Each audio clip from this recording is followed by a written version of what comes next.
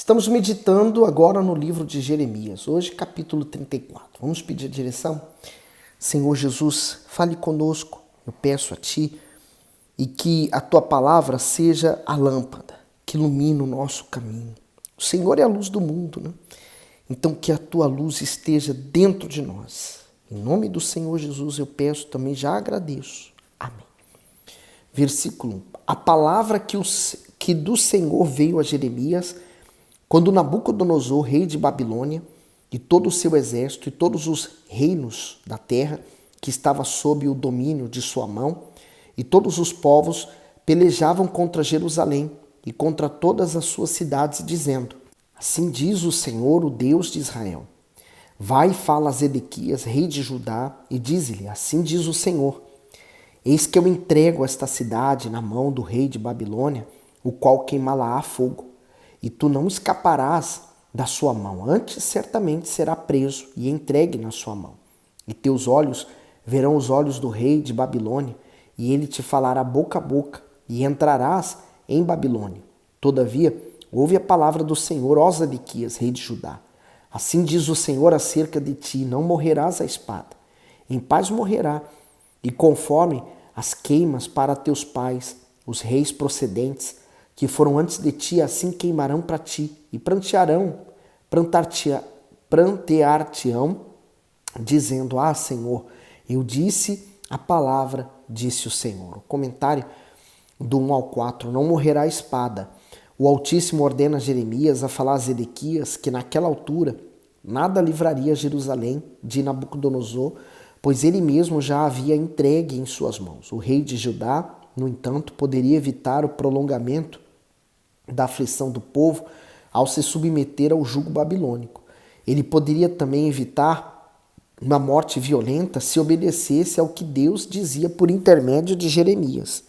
A expressão não morrerá a espada significa exatamente isso.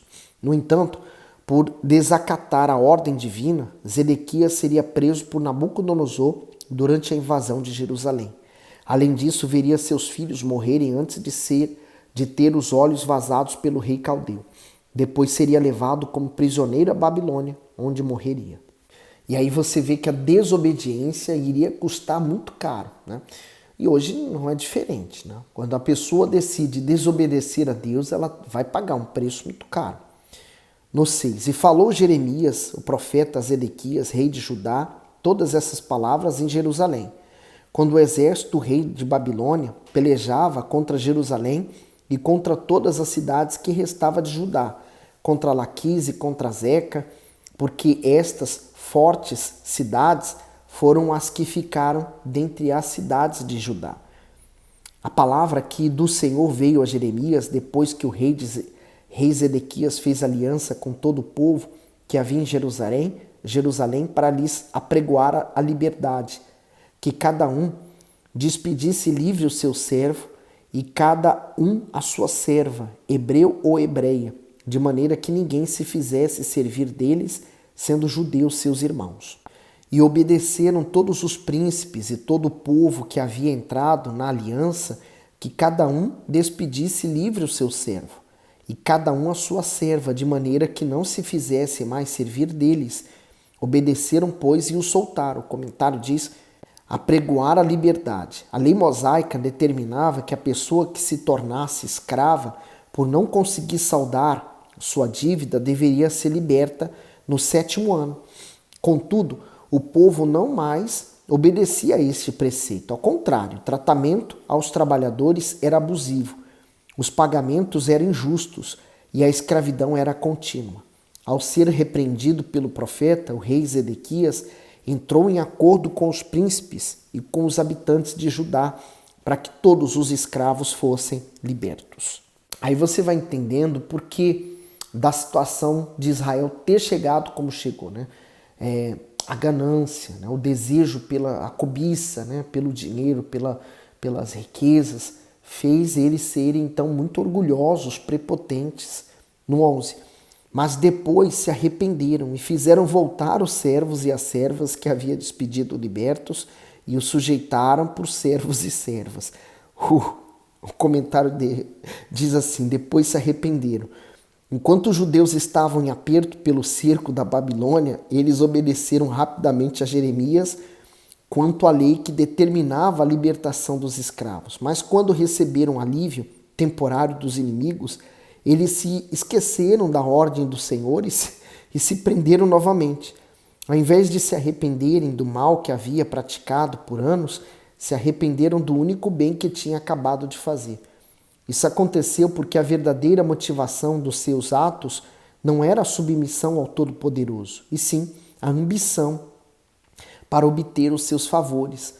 A autêntica obediência não é interesseira, mas sincera, pois nasce da fé e do temor ao Altíssimo. Não adianta uma pessoa ser caridosa, religiosa e fiel aos cultos da igreja se é violadora da palavra de Deus. Quem lhe obedece com sinceridade não mostra isso somente com palavras, mas com as suas atitudes revela que tem compromisso com ele. Eu estou me rindo aqui porque é exatamente assim que acontece também às vezes na igreja, né? A pessoa chega sofrendo, ela chega apertada, então ela vem, aí ela é abençoada e aí não volta mais à igreja. Foi assim com esse povo, né? Quando estava no aperto, sim, vamos obedecer. Depois, não, volta, tá tudo bem agora. 12. Veio, pois, a palavra do Senhor a Jeremias, da parte do Senhor, dizendo: Assim diz o Senhor Deus de Israel, eu fiz aliança com vossos pais no dia em que os tirei da terra do Egito, da casa da servidão, dizendo: Ao fim de 7 anos, libertarei cada um a seu irmão hebreu, que te for vendido e te houver servido 6 anos, e despedi-lo-ás livre de ti. Mas vossos pais não me ouviram, nem inclinaram seus ouvidos, e vos havíeis hoje arrependido, e fizeste o que é reto aos meus olhos, apregoando liberdade cada um ao seu próximo, e fizeste diante de mim uma aliança na casa que se chama pelo meu nome. Mudaste, porém, e profanastes o meu nome, e fizeste voltar cada um ao seu servo, e cada um à sua serva, os quais já tinhas despedido libertos, conforme a vontade deles, e os sujeitastes para que se vos fizesse servos e servas. Portanto, assim diz o Senhor: vós não me ouviste a mim, para apregoardes a liberdade, cada um ao seu irmão, e cada um ao seu próximo, pois eis que eu vos apregoo a liberdade, diz o Senhor, para a espada, para a pestilência, para a fome, e farei que sejais espanto a todos os reinos da terra, e entregarei os homens que transgrediram a minha aliança, que não cumpriram as palavras da aliança que fizeram diante de mim, com o bezerro, que dividiram em 2 partes e passaram pelo meio das suas porções, a saber, os príncipes de Judá e os príncipes de Jerusalém, os eunucos e os sacerdotes, e todo o povo da terra que passou por meio das porções do bezerro. Entregá-los-ei, digo, na mão de seus inimigos e na mão dos que procuram a sua morte, e os cadáveres deles servirão de alimento para as aves dos céus e para os animais da terra. E até o rei Zedequias, rei de Judá, e seus príncipes entregarei na mão de seus inimigos e na mão dos que procuram a sua morte, a saber, na mão do exército do rei de Babilônia, que já se retirou de vós. Eis que eu darei ordem, diz o Senhor, e os farei voltar a essa cidade, e pelejarão contra ela, e a tomarão, e a queimarão a fogo. As cidades de Judá, porém, assolação, de sorte que ninguém habite nelas.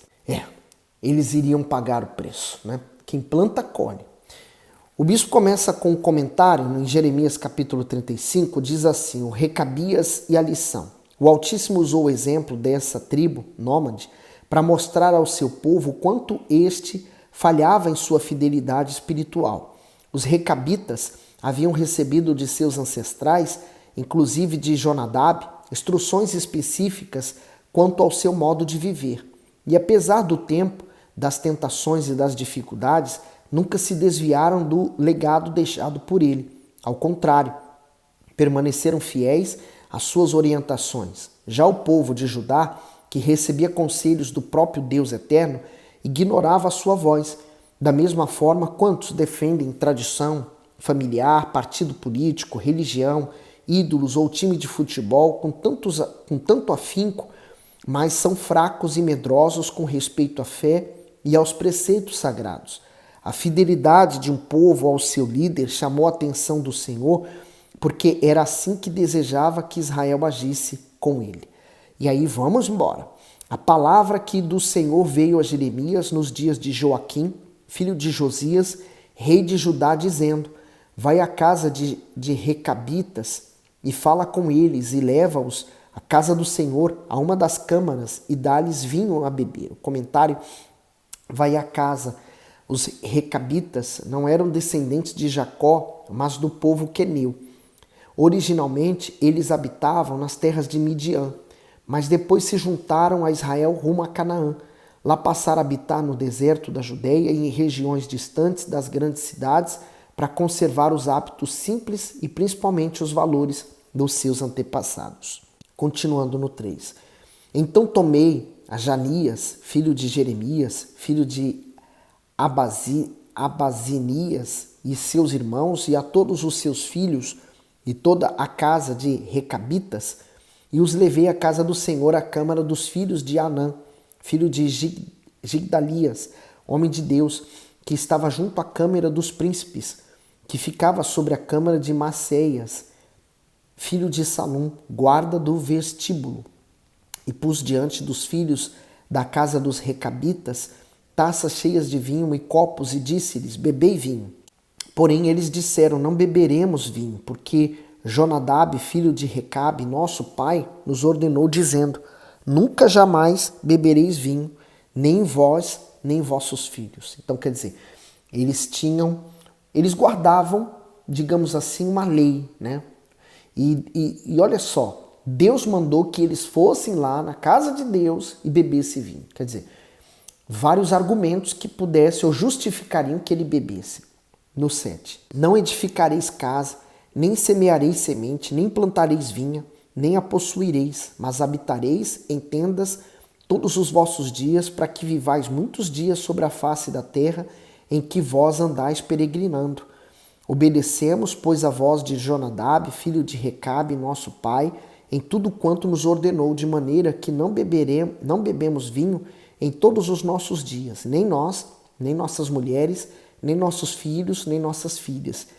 Eu quero destacar aqui essa palavra peregrinando, quer dizer, eles entendiam que a vida neste mundo é uma peregrinação. Curta, dura pouco, depois viria a vida eterna. Então, para eles se guardarem para o que viria depois, eles então fizeram um voto de ter uma vida simples e não beber vinho. Você sabe que o vinho, quando você bebe, ele distorce os sentidos, né? Normalmente a pessoa que recorre ao álcool, ele está recorrendo, na verdade, ele está tentando sumir ou desaparecer os seus problemas, né? No 9. Não edificamos casas para nossa habitação, nem temos vinha, nem campo, nem semente, mas habitamos em tendas, e assim obedecemos e fazemos conforme tudo quanto nos ordenou Jonadab, nosso pai. Sucedeu, porém, que subindo Nabucodonosor, rei de Babilônia, a esta terra, dissemos: vinde, vamos-nos a Jerusalém, por causa do exército dos caldeus e por causa do exército dos sírios, e assim ficamos em Jerusalém. Então veio a palavra do Senhor a Jeremias, dizendo: assim diz o Senhor dos exércitos, o Deus de Israel: vai e dize aos homens de Judá e aos moradores de Jerusalém: porventura nunca aceitareis instruções para ouvirdes as minhas palavras, diz o Senhor. As palavras de Jonadab, filho de Recabe, que ordenou a seus filhos que não bebessem vinho, foram guardadas, pois não beberam até este dia. Antes obedeceram o mandamento de seu pai. A mim, porém, que vos tenho falado, madrugando e falando, não me ouvistes. O comentário diz: e pus diante dos filhos. A prescrição observada pelos recabitas não tinha relação com a lei mosaica. Elas foram estabelecidas por um antepassado chamado Jonadab. Ele havia determinado que o povo não plantasse lavouras ou vinhas, não bebesse vinho, nem habitasse em casas de pedras.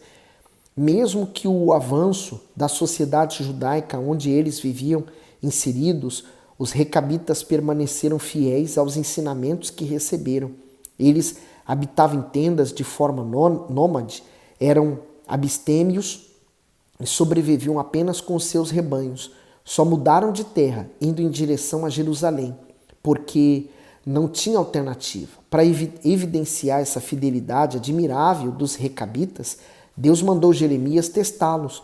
Porém, mesmo tendo se passado séculos, a palavra de Jonadab continuava viva na mente dos seus descendentes. Enquanto isso, Israel não permaneceu constante no propósito de obedecer a palavra do Altíssimo. E quão atual são essas palavras, né? Há pessoas que são sinceras, honestas, às vezes não têm nenhuma religião, são fiéis no seu casamento, têm uma ótima família, só não buscaram a Deus, não conheceram a Deus, mas dão melhor testemunho do que muitos que estão dentro da igreja. Então, olha Deus falando, né? Quer dizer, eles foram fiéis à palavra daquele homem, né? Eles se empenham a cumprir aquela palavra. Então, se somos homens, se somos falhos, lutamos para cumprir a palavra que nós falamos, quanto mais Deus também cumprirá o que ele falou. 15. E enviando-os e dizendo todos os meus servos, os profetas, madrugando e enviando-os, dizendo: convertei-vos agora, cada um do seu mau caminho, e fazei boas vossas ações, e não sigais a outros deuses para servi-los, e assim ficareis na terra que vos dei, a vós e a vossos pais. Porém, não inclinaste os vossos ouvidos, nem me obedecestes a mim, visto que os filhos de Jonadab, filho de Recabe, guardaram o mandamento de seu pai que ele lhes ordenou, mas esse povo não me obedeceu. Por isso, assim diz o Senhor, Deus dos exércitos, o Deus de Israel: eis que trarei sobre Judá e sobre todos os moradores de Jerusalém todo o mal que falei contra eles, pois lhes tenho falado e não ouviram, e clamei a eles e não responderam. E a casa dos recabitas, disse Jeremias: assim diz o Senhor dos exércitos, o Deus de Israel, pois que obedeceste ao mandamento de Jonadab, vosso pai, e guardaste todos os seus mandamentos e fizeste conforme tudo quanto vos ordenou, portanto assim diz o Senhor dos exércitos, Deus de Israel: nunca faltará homem a Jonadab, filho de Recabe, que esteja na minha presença todos os dias. Comentário: nunca faltará. Assim como os recabitas pautavam a sua vida na consideração e na palavra de Jonadab, o justo, pauta a sua vida no temor a Deus e na fé em sua palavra. Por isso, do mesmo modo que os recabitas foram contemplados com a promessa divina de que jamais faltaria homem do seu povo na presença do Altíssimo, o justo desfruta de promessas de honra e de proteção para sempre. Esse capítulo é muito forte, né? Ele falou muito forte comigo. E por quê? Porque aquele povo nem sequer fazia parte da descendência de Israel, quer dizer, eles não seriam herdeiros da promessa de Abraão, mas eles permaneceram fiéis, não a uma tradição religiosa, não, mas a uma coisa boa, né? A um bom ensinamento. E quantas pessoas elas leem a Bíblia, mas não obedecem nada, quer dizer, elas são cristãs, mas constroem sua casa sobre areia. Mais fácil, né? É como o Senhor Jesus falou das duas portas, né? Há uma larga e uma espaçosa. A larga, espaçosa e uma estreita.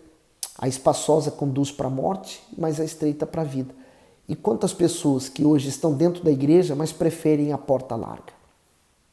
Sacrifício. O nome disso, a porta estreita, se chama sacrifício. Que Deus continue te abençoando, dá o seu gosto, manda esse vídeo para alguém e fique bem.